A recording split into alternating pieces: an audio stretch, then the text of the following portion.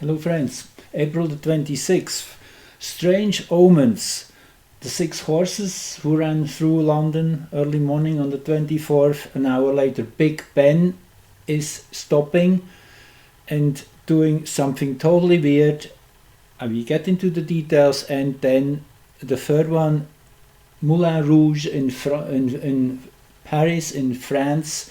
That famous club of entertainment, of high society. It's kind of a big symbol. The windmill fell off, and that happened around 2 a.m. on the 25th.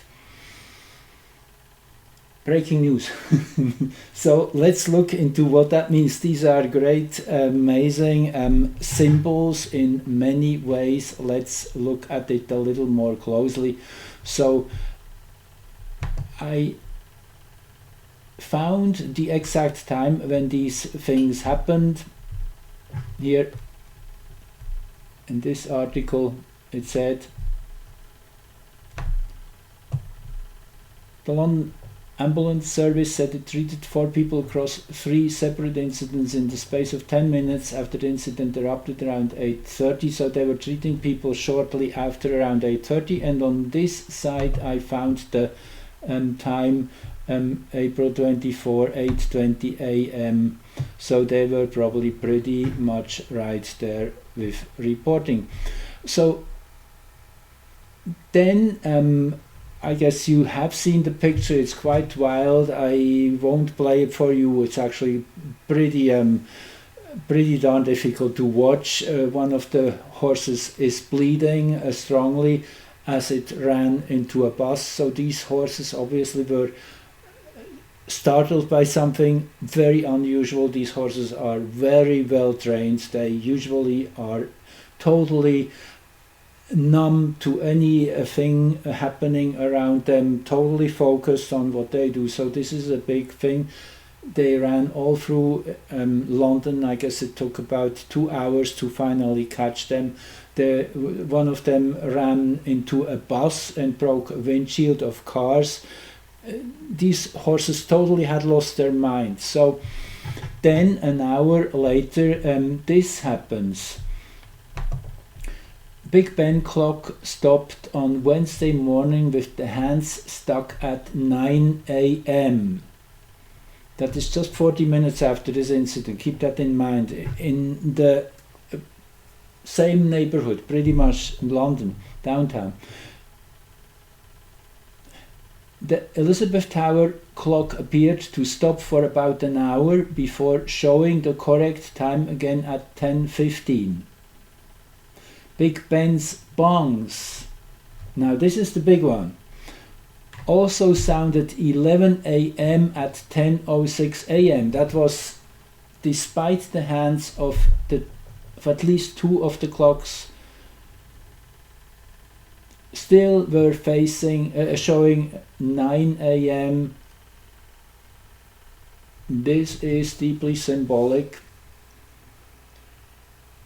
Time was still stopped in a way. It was 9 minutes prior to being reset at 10:15. So into the middle of that void, after 66 minutes,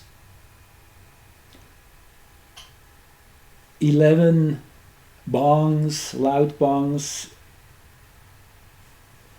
announcing something. Yeah, we get into the astrology in a minute. I just first want to show you all the facts here, and then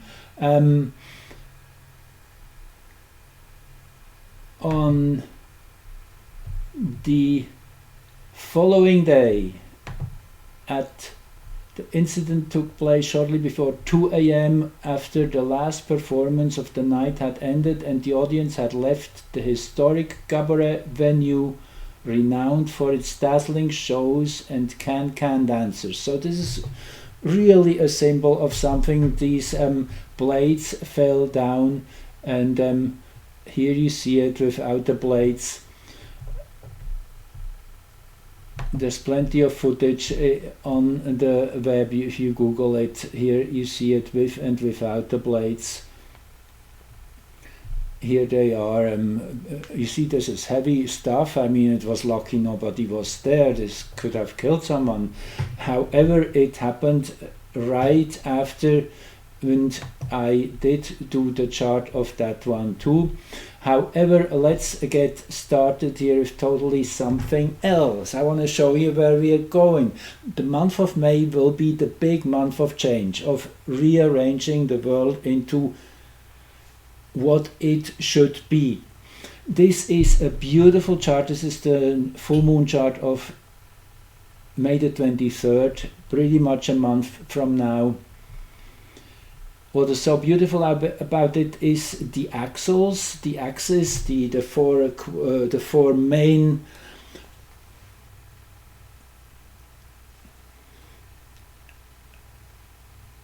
connections. I'm missing the word here I want to use. The suspension points. That is really the way I would like to see these four main axis. They are where we are mostly rooted into the cosmic web. The four main energetic entrances and exits.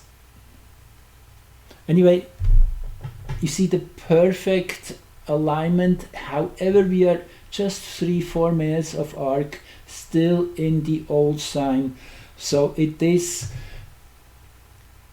much richer whether we would see the first minutes of the new signs, because it brings the full history, the full harvest of the old age we are and leaving from with it.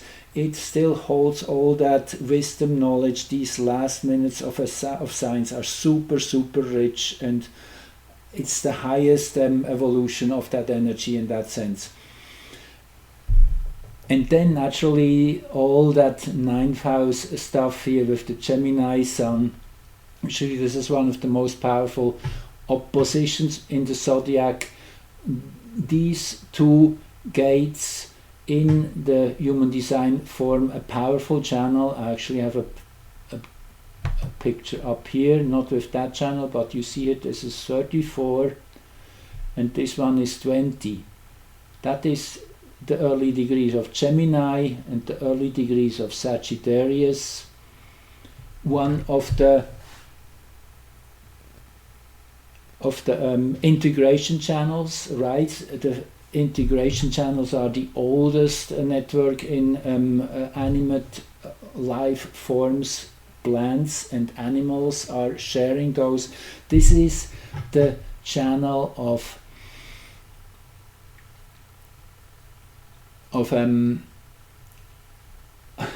okay, I want to show off here, but I don't remember him.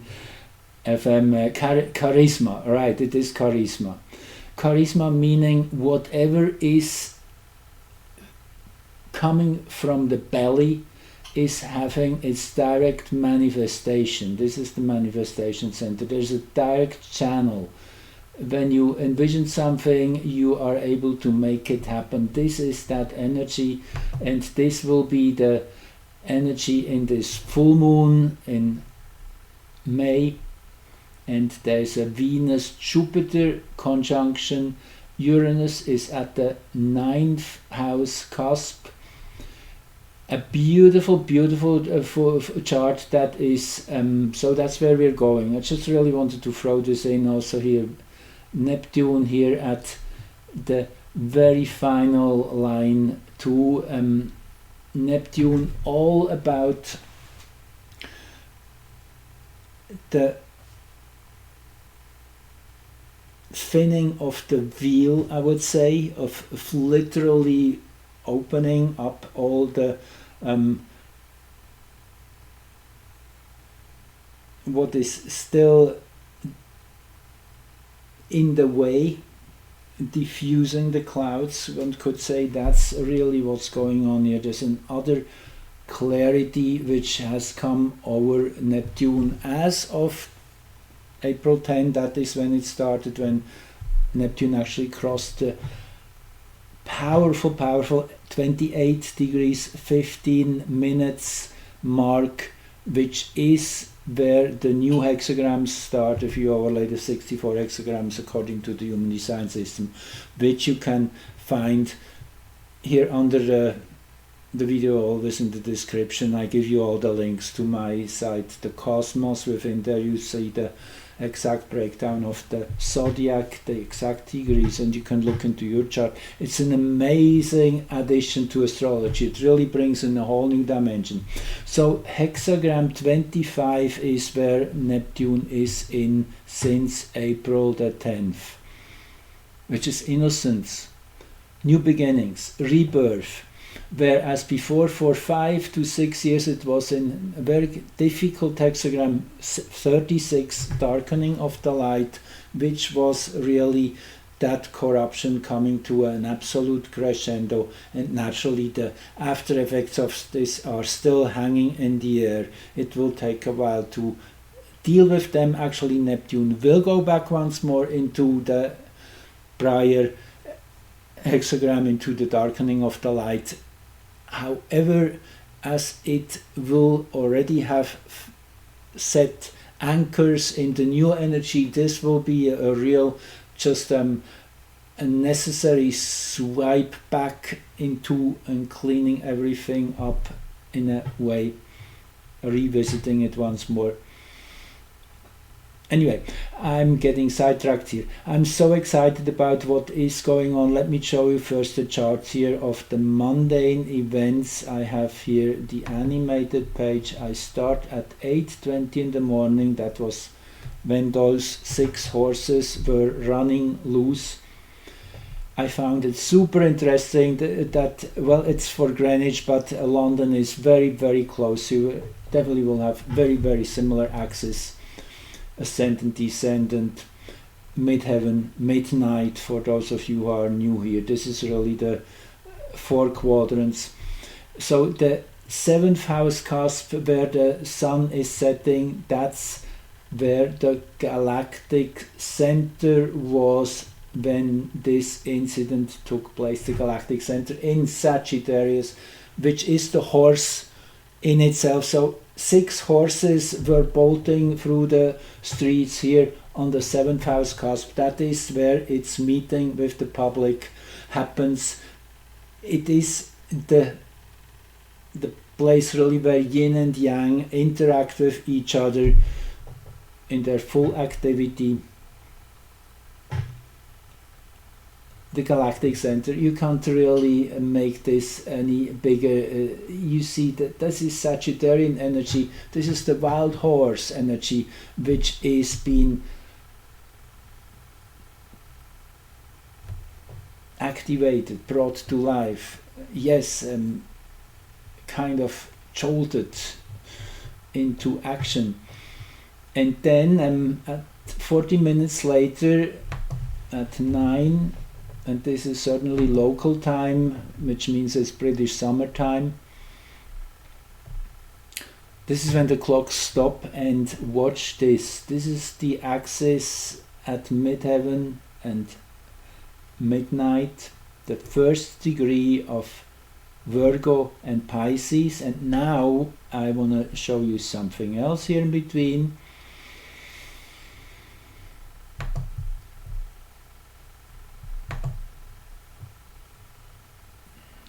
And you see this? This is when a day after, pretty much, and a bit, Mercury turns direct. So Mercury still moves backwards. This will be the ascendant-descendant axis of the global chart of Mercury's station.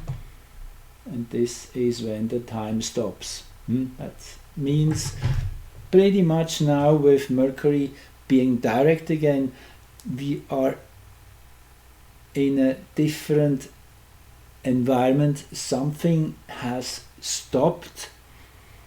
Now let's see. 10:06 is when we hear the 11 bangs. Look at this. I'm just showing you this now because I'm getting into this in my next video. This is the big event, really. Astrea, opposing Ceres. To be exact, well, I didn't write it down, but it is around April the 28th, I guess that's what it is, just 4 days away.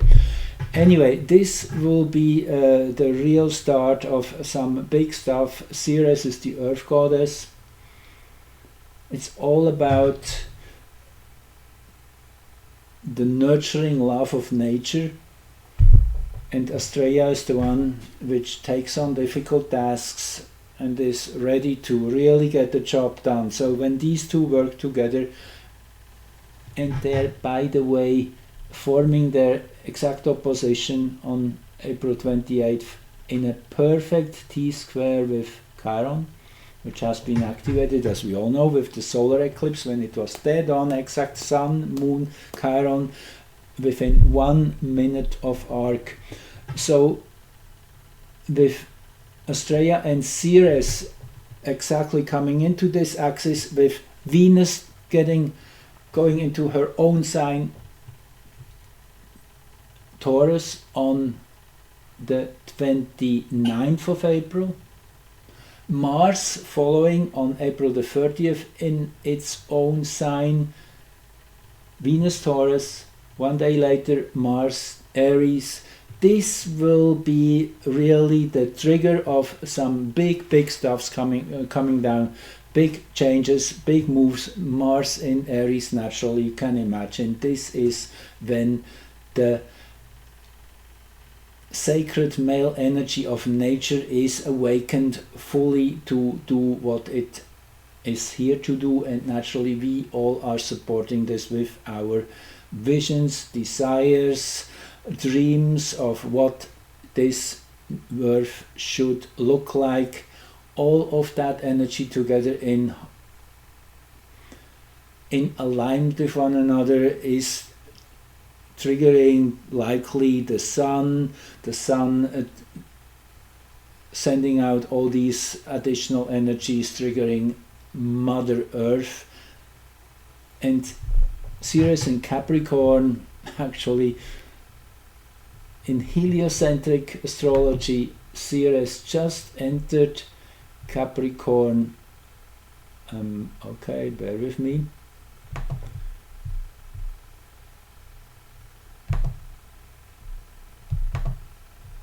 On the 22nd, on Earth Day.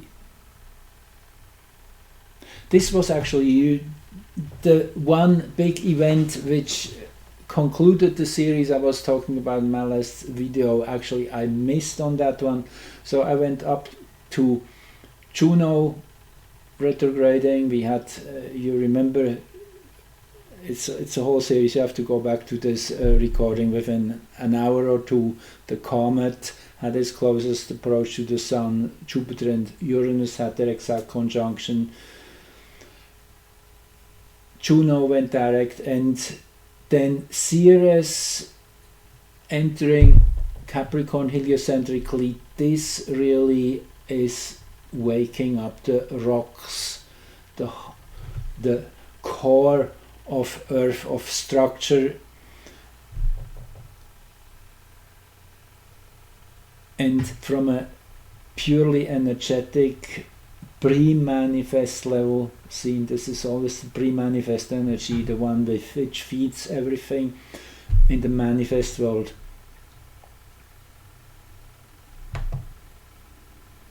Here you see that same moment when Ceres enters Capricorn heliocentrically. In geocentric astrology, you have a perfect Venus Moon opposition, the Libra moon here still. This is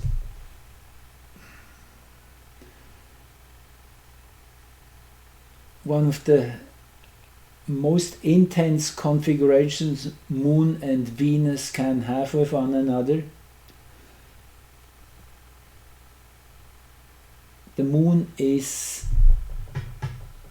in the lead, it is leaving the exact opposition, and Venus in Aries, This is an energy that truly exactly has a clear vision of what is to be manifested. It is a strong desire for goodness and beauty in its purest. Aries.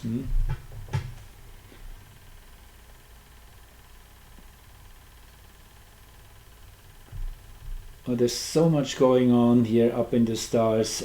Let me now go to the main event here, astrologically, early morning on the 25th. Mercury turned direct. Yes, the other chart is very relevant in this context too. We get back to it.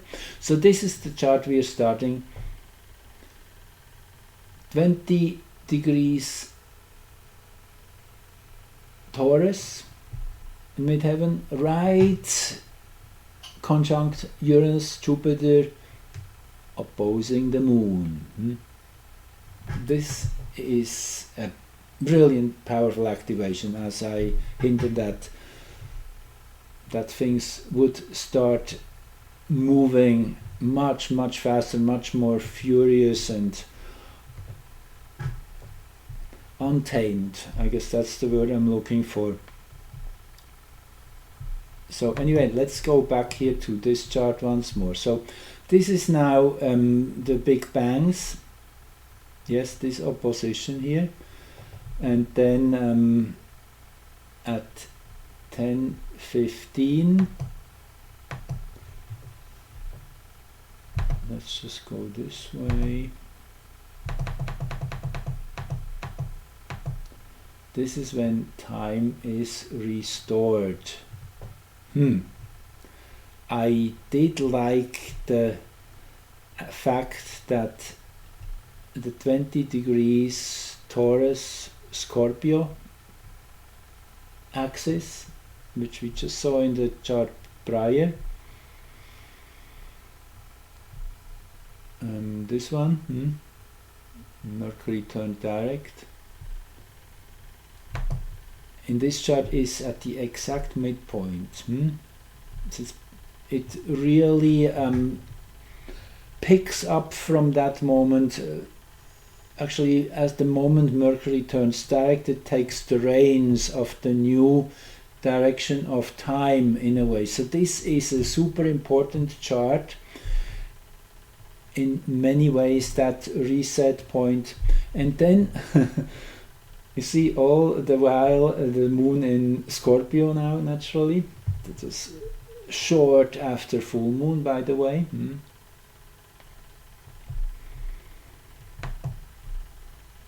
Anyway, so some of you might have seen me do this before. This is the Mercury retro loop chart. This is when Mercury on the 19th of March was in that exact spot where earlier, or yesterday it's now, Mercury came to a halt on its retrograde motion to come to complete stop as seen from Earth and move forward again. So this is definitely a time loop which is created, and this chart, in my opinion, is the seed which then is sprouting and becoming real, taking on a powerful life in itself the moment when Mercury is moving forward again, which is now. So we have these two moments in time which are overlapping, which are mutually feeding on each other. And you see Ceres and Australia, the moon up high,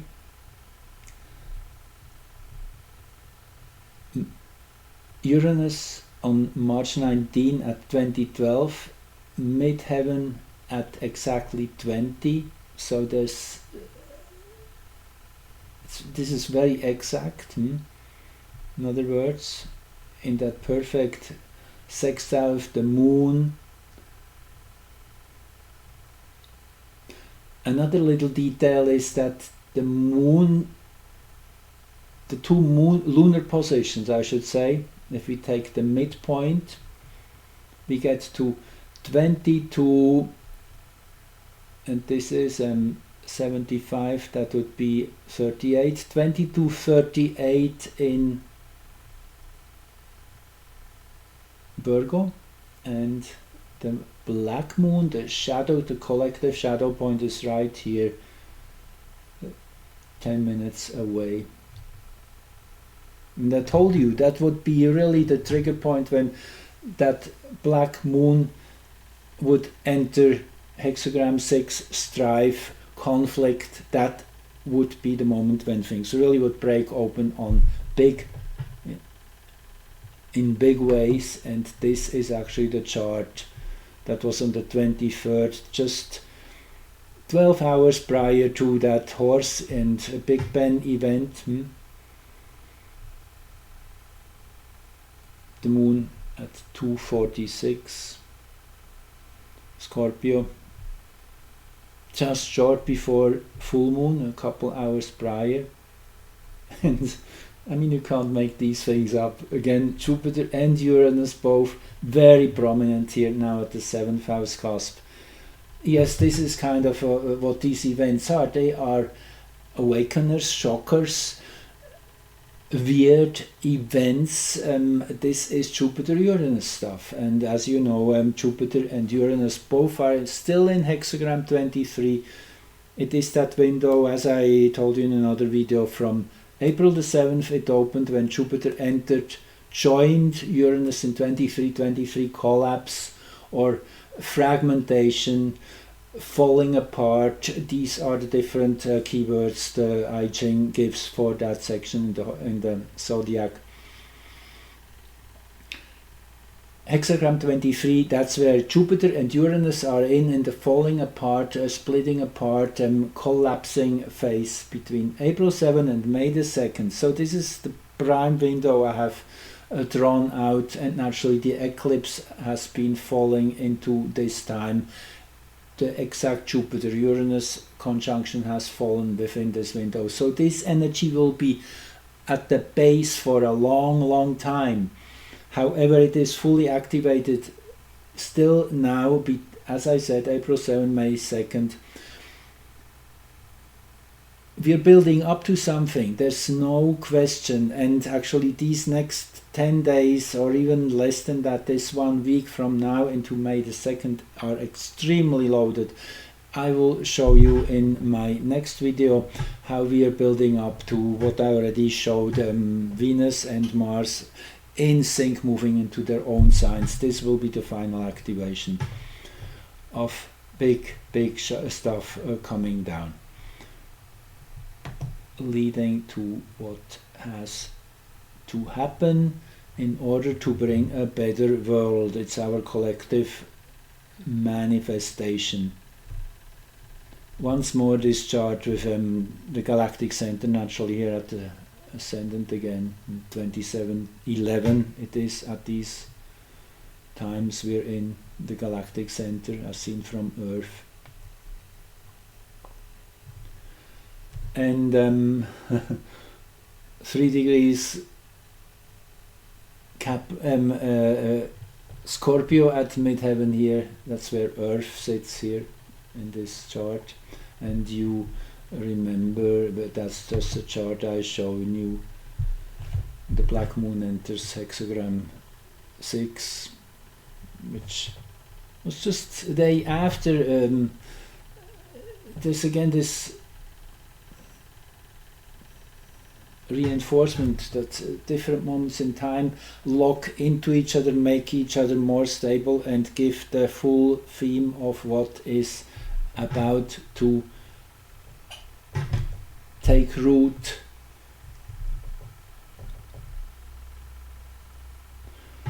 So a few more things here. When Mercury turned direct, the Sun was in the 6th degree of Taurus. That is where Jupiter was when it started moving direct again on December the 31st. It was at 5 degrees and something together with the Sun. Actually, I want to quickly show you this chart. I had it open here earlier. There's just too many charts I always would like to share at the same time. Where is it?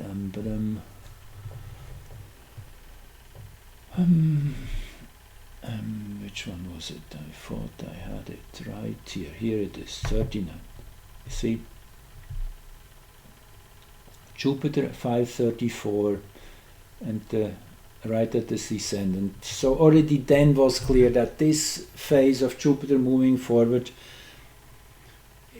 into September, I guess these whole 9 months would be spectacular.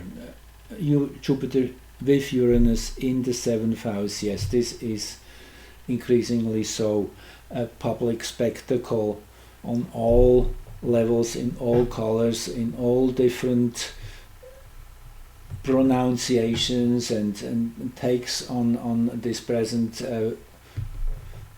amped up energy as the Sun pretty much on a daily basis now is throwing out X-ray pulses. And then there was this other event, actually I almost forgot, but this is also part of that whole sequence which we have been seeing. That was actually on, okay, let me get this straight here. I have all the information here. This was on the 23rd of April. That very same day the black moon got activated. There was what was measured a 3.6 solar flare early in the morning, and actually only hours later this was revealed. There were 4 solar flares at once in that moment. Believe it or not, during the early hours of April 23rd, the Solar Dynamics Observatory watched 4 regions of the Sun separated by hundreds of thousands of kilometers explode simultaneously. Here you see it. These are the 3 flares. This one, I guess, was the largest one, which was first recognized. Let me just go back to that once more and I can tell you for sure that's the case. See here, it's East 44. Okay, I was wrong. It is this one here. You see, this is East, this is Center, and this is West. We're measuring from, naturally Earth is at the 90 or 0 degree mark, and if we measure West. So this is 44 degrees off from Earth's position. But you see the perfect symmetry. It's amazing. Though they say the quadruple blast included 3 sunspots, the small circles, and a magnetic flare filament collapsing. That was the big circle. So it's actually extremely beautiful also that these are 3 individual events giving the energy of a perfect trine, where the energy moves very fast, and then in the center we have an event which involves 2 poles collapsing into one. It's really is hinting at something towards unity, towards perfect balance. Just even the locations of these 4 spots on the Sun.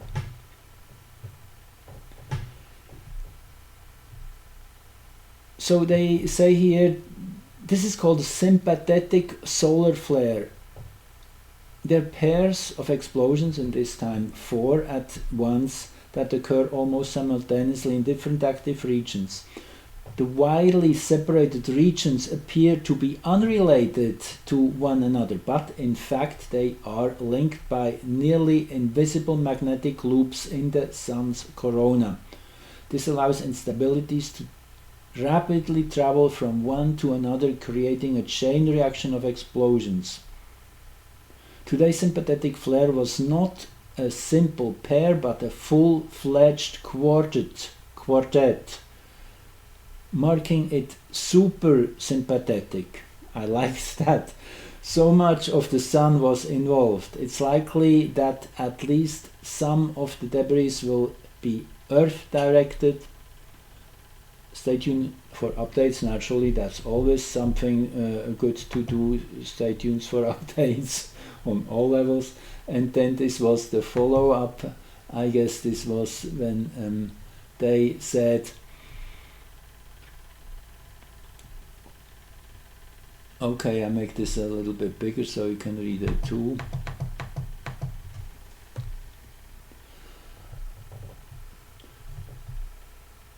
So anyway, this gives a little more info. We don't want to go into this now, it would go too far. But this is the series of events. Now let's look once more back at this chart here when the roots were laid for this Mercury cycle, this new one.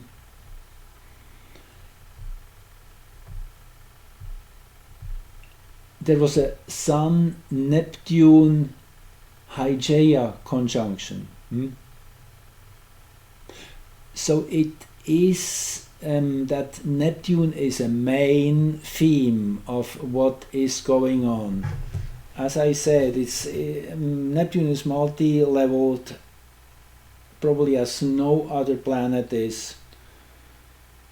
On one level it is very dense and material in a sense of water and everything fluid, but also dense fog and confusion on the more allegorical energetic plane, but also at the same time it is enlightenment, clarity, vision, unity. So we are having all of these levels expressing themselves intensely through these next few months. Short before Neptune, I should say differently, short before Mars will enter Aries on April the 30th. This is just a little teaser. It will have an exact conjunction of Neptune. Anyway, more on that soon to come. We are in a countdown, that's how I see it. Yes, the next 7-8 days will be super dynamic and important. And let's hold the ground. Let's be in our hearts connected to Earth.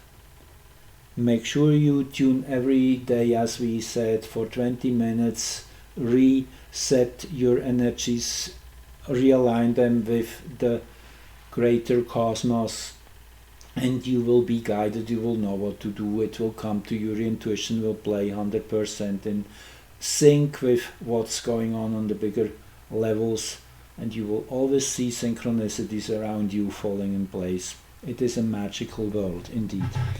Thank you for being here and listening to all my crazy and not so crazy moonerations or whatever you call that. Love you all. Bye bye.